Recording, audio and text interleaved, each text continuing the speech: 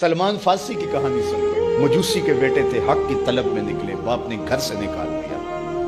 ایک پادری کے پاس جا کے رکے، زندگی بھر اس کی نوکری کی۔ جب اس کا آخری وقت آیا، اس نے کہا میری تدفین کے بعد غموریا چلے جانا، وہاں کا پادری خدا رسیدہ ہے، تجھے اس سے کچھ مل جائے گا۔ کہتے میں وہاں سے غموریا آ گیا، پھر اس پادری کی ساری زندگی خدمت کی۔ جب وہ مرنے لگا تو اس نے کہا کوئی ایسا شخص نہیں ہے جس کے پاس اب میں تجھے بھیجوں، لیکن نبی آخر الزمان کے ظہور کے لمحے آ گئے۔ تو یہاں سے یثرب چلا جا، وہ اس نبی کی ہجرت گاہ ہوگی، تیری زندگی سنور جائے گی، تو نے بڑی محنت کی ہے، بڑی نوکری کی ہے میری۔ کہتے میں نے اس کو کہا کہیں ایسا نہ ہو میں دھوکہ کھا جو مجھے کوئی نشانی بتا۔ اس نے کہا 3 نشانی ہیں، ایک صدقہ نہیں لے گا، دوسرا ہدیہ رد نہیں کرے گا، تیسرا 2 کندھوں کے درمیان مہر نبوت ہوگی۔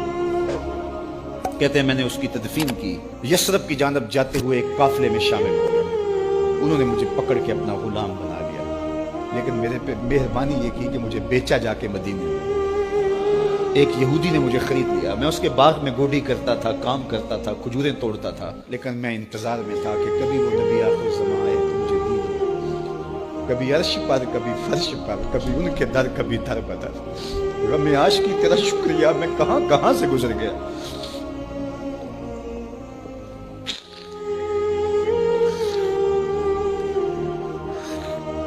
کہتے ہیں ایک دن میں اپنے باغ میں کھجوریں توڑ رہا تھا کہ ہواؤں میں مستی پیدا ہو گئی اور ہر سمت سے طلع البدر علینا کی صدائیں گونجنے لگی۔ میں سمجھ گیا کہ وہ لمحے آ گئے، میں نے چھلانگ لگا دی اور دوڑ پڑا۔ میرے آقا نے سمجھا شاید غلام بھاگ گیا، اس نے دوڑ کے مجھے پکڑ لیا۔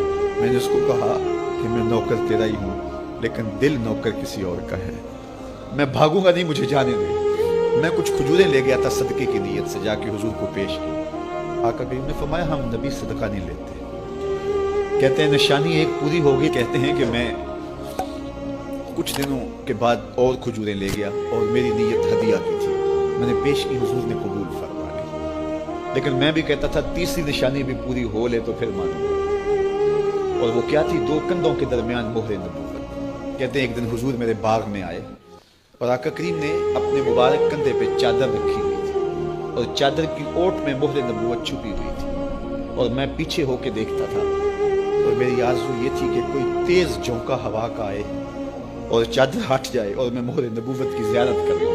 حضور میرے ارادہ قلب سے آگاہ ہوئے، فَأَلْقَى إِلَيَّ رِدَاءَهُ، حضور نے چادر اتار کے میری جانب پھینکی اور پھر ایسے رخ کر کے فرمایا انظر إِلَى مَا أُمِرْتَ بِهِ، اس پادری نے جو بتایا تھا دیکھ لے آ کے۔